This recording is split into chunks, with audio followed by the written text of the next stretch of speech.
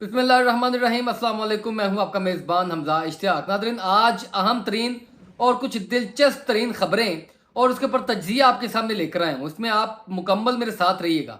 अब नवाज शरीफ साहब की वापसी से जो मुल्क की सियासत में एक नया हंगामा बरपा हुआ है, ये लोग बातें कर रहे हैं, ये भी मैं आपको बताता हूँ। लेकिन एक शख्स नवाज शरीफ की तकरीर को बड़े गौर से सुन रहा था। वो था कैदी नंबर 804 इमरान खान साहब। अडयाला जेल में जब नवाज शरीफ साहब तकरीर कर रहे थे मीनार पाकिस्तान जलसे से, तो अडयाला जेल में इमरान खान साहब वो तकरीर सुनते रहे और हंसते रहे। वो हंसते क्यों रहे, बाकायदा कह कहे लगते रहे हैं। कह कहे क्यों लगते रहे वो भी मैं आपको बताऊंगा। लेकिन इस वक्त जो मुल्क पाकिस्तान की तमाम सियासत है, इसका जो तमाम पिक्चर को क्लोज करके देखें, जूम इन करें, तो तहरीके लब्बैक पाकिस्तान एक इंपॉर्टेंट तरीन फिगर पे आ गई है। और वो इंपॉर्टेंट तरीन एक जो है अपनी कार्ड जो है वो शो करने जा रही है। अहमियत उसकी बढ़ती जा रही है। लेकिन उस अहमियत के बढ़ते बढ़ते उनके चैलेंजेस भी बढ़ रहे हैं। अब तहरीक लब्बैक के लिए एक बहुत बड़ा चैलेंज है। वो चैलेंज क्या है, वो आप मेरे साथ वीडियो में मुकम्मल आखिरी तक साथ दें, आपको पता चलेगा कि कितना बड़ा चैलेंज है। इस तज्जिए से, इस खबर से आप इत्तफाक करते हैं, आपको मुकम्मल तमाम चीज़ें जो हैं वो मिल जाएंगी।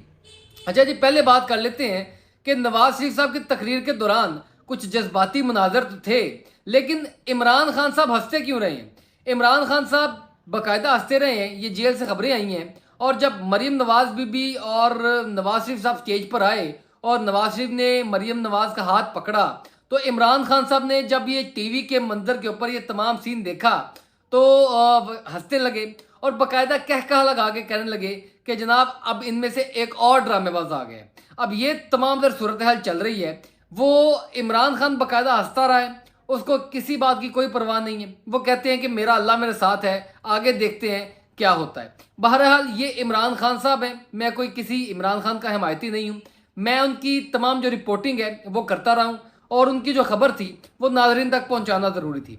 अब इस तमाम तर सूरत हाल में पाकिस्तान तहरीक लब्बैक वो क्यों अहम है? बहरहाल मैं इस तमाम सूरत हाल में आपको एक चीज़ बाकायदा तौर पर बताता चलूँ। ये कुछ चीज़ें मेरे पास सामने आई हैं। अच्छा जी, ये सायरा बानो साहबा जो बड़ी मशहूर हैं, जिनकी बातें बड़ी मशहूर हो रही हैं, वो कहती हैं मुर्शिद कित्थे गया? पता चला मुर्शिद नीचे लेटा हुआ है। एक पार्टी खड़ी होती है तो दूसरी लेट जाती है। काम करने की आज़ादी ना हो तो एक घर में इस्तेहकाम नहीं आ सकता। मुल्क में कैसे आएगा? जिसका जो काम है वो अपना काम करे। अब ये बहुत बड़ी बात है। ये बहुत बड़ी बात इसलिए है कि जिसका काम है वो करे। इसका मतलब है कि जिसका जो काम है वो नहीं कर रहा, जिसका जो काम नहीं है वो कर रहा है।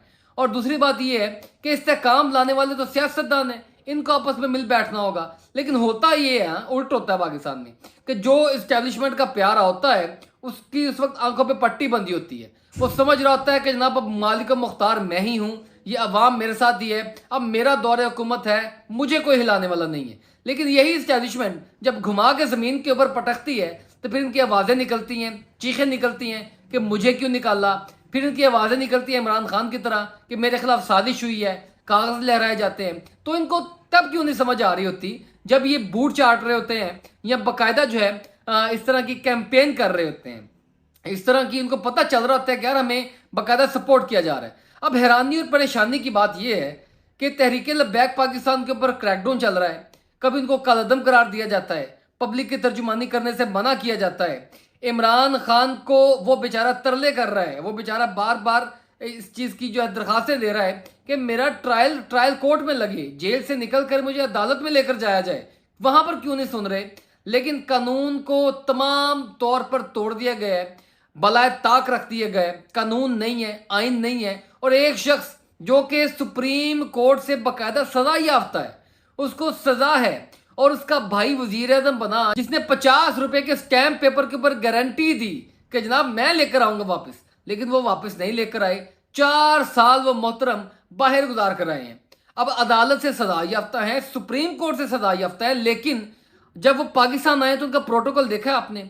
वो उसको इतनी जहमत नहीं दी गई कि वो अदालत में पेश हो। अदालती अमला खुद एयरपोर्ट पर पहुंच गया है, वीआईपी लाउंज में पहुंच गया है दस्तखत करवाने के लिए, बायोमेट्रिक करवाने के लिए। तो भाई इसकी भी क्या जरूरत थी? तमाम मुल्क को पता तो चल गया है कि जनाब ये किन के आशीर्वाद से आ रहे हैं, डील हुई है, ढील मिली है, क्या चक्कर है। तो फिर ये नौसरबाजियां क्यों चल रही हैं? अब ये तमाम तर सूरत हाल के ऊपर एक और बड़ी ही हैरानी और परेशानी की बात है, मुबैना तौर पर मेरे पास खबर आई है कि पंजाब पुलिस को ऊपर से हुक्म आया है कि नवाज शरीफ के डायरेक्ट ताबे हो जाओ।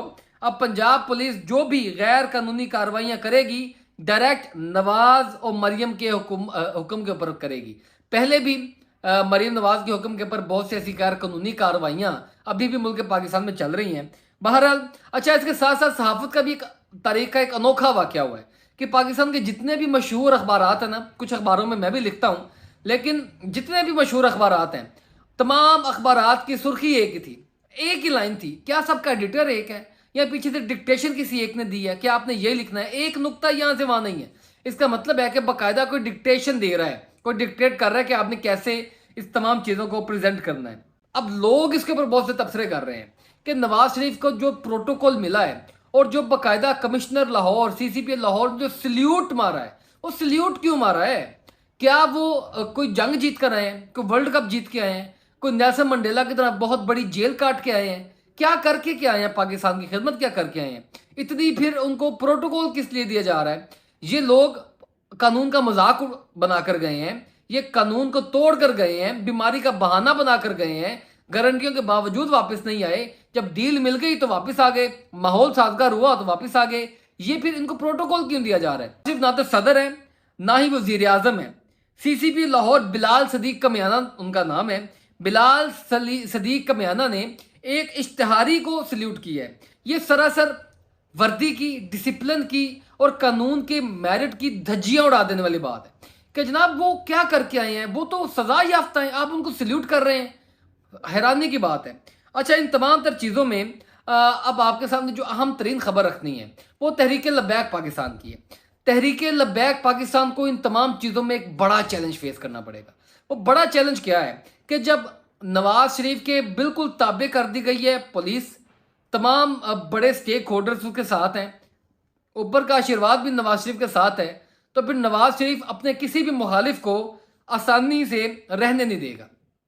एक बहुत बड़ा मुखालिफ पहले ही पाबंदे सलासल है, उसको भी सजा हो जानी है, कोई फर्द जुर्म लग जानी है और वो जनाब तो लंबा अंदर जाते हुए नजर आ रहे हैं। अब दूसरा जो नून लीग को PTA के बाद सबसे ज्यादा तंग कर रही है ना, वो तहरीक लब्बैक पाकिस्तान है। और ऐसा मत समझिएगा कि नवाज शरीफ या PMLN को ये पता नहीं है, बाकायदा पता है और वो इसका भी बंदोबस्त करके बैठे हैं। उन्होंने बाकायदा पुलिस को अपनी निगरानी में लेकर अपने मुताबिक चीजें करनी है। वो डील की ऑफर बार बार तहरीक लब्बैक को भेज चुके हैं, तहरीक लब्बैक कोरा ना कर बैठी है इनको, इसलिए अब वो इनकी दुश्मनी पर उतर आए हैं और दुश्मनी के लिए कुछ पॉलिसियां वादा कर रहे हैं कि किस तरीके से हमने क्रैकडाउन करना है, किस किस को कहां कहां पर पकड़ना है, किस किस को कितनी कितनी देर के लिए जेल में डालना है, ताकि हमें इंतखाबात में ये TLP को बहुत बड़ा नुकसान ना पहुंचा पाए, TLP हमारी राह में कोई रुकावट ना बन जाए, क्योंकि हमारा वोट तो है नहीं और जिन जमातों का वोट है हम उनके साथ मुकाबला कर नहीं सकते। लिहाजा मुकाबला हम इसी तरीके से कर सकते हैं कि उनको गेम से ही आउट कर दिया जाए, और गेम से आउट करने के लिए PTI पहली मंजरेआम से हटी हुई है और TLP को कंट्रोल करने के लिए अब ये तरीकाकार इख्तियार किया जा रहा है कि क्रैकडाउन होगा, बड़े जो लीडरान हैं इनके उनको गिरफ्तार किया जा सकता है, जैसा कि आप देख रहे हैं कि गिरफ्तारी मुतवक्के भी हैं। बहुत सी चीज़ों में इनको जो है वो फंसाया जाएगा, को कालदम करार दिया जाएगा, को क्रैकडाउन होगा, लोगों को मुंतशिर किया जाएगा। यानी ये जो चीज़ें हैं ये वाज़े कर रही हैं कि मुस्लिम लीग नून अपनी राह हमवार करने के लिए किसी भी हद तक जाएगी। अब यही चैलेंज है कि तहरीक लब्बैक ने इस चैलेंज को, इस आने वाली बला का पता तो है कि ये हमारे ऊपर आ रही है, इस बला को टैकल कैसे करना है, इसका सोल्यूशन क्या निकालना है, तो बाकायदा इसको TLP को इसका सोल्यूशन निकालना चाहिए। मेरी नज़र में सोल्यूशन ये है कि अवामी कैंपेन स्टार्ट कर देनी चाहिए, इलेक्शन की अवामी कैंपेन। पहले भी सादी रिजवी जलसे कर रहे हैं, बड़ी बरक रफ्तार तेजी से वो जलसे कर रहे हैं, मगर अवामी कैंपेन बाकायदा लॉन्च कर देनी चाहिए, अपने टिकट होल्डर्स बाकायदा लॉन्च कर देने चाहिए और वो गली मोहल्लों में बाकायदा इसकी कैंपेन करते हुए नजर आए, ताकि वो कोई कमी कुताही ना छोड़े और ये लोगों को बातें बताना शुरू कर दें कि हमारे साथ ये हो रहा है या हो सकता है, इसमें आपने हमारा साथ देना है, ताकि चीज़ों को बर वक्त टैकल कर लिया जाए। लिहाजा कुछ चीज़ें TLP भी सोच रही है, उनके लीडरान को भी पता है, वो भी बड़े अच्छे तरीके से टैकल करेंगे। ये तमाम तर रिपोर्टिंग, ये तमाम तर खबरें, ये तमाम तक जो तज्जिया है मैंने आपके सामने रखा है। बाकी पाकिस्तान में सियासत अनप्रेडिक्टेबल है, कुछ भी होने को हो सकता है। अल्लाह पाक जो भी करे पाकिस्तान के हक में बेहतर करे। नाजरीन, आज के व्लॉग से इतना ही। आपकी मोहब्बतों का बहुत शुक्रिया। अल्लाह हाफिज़।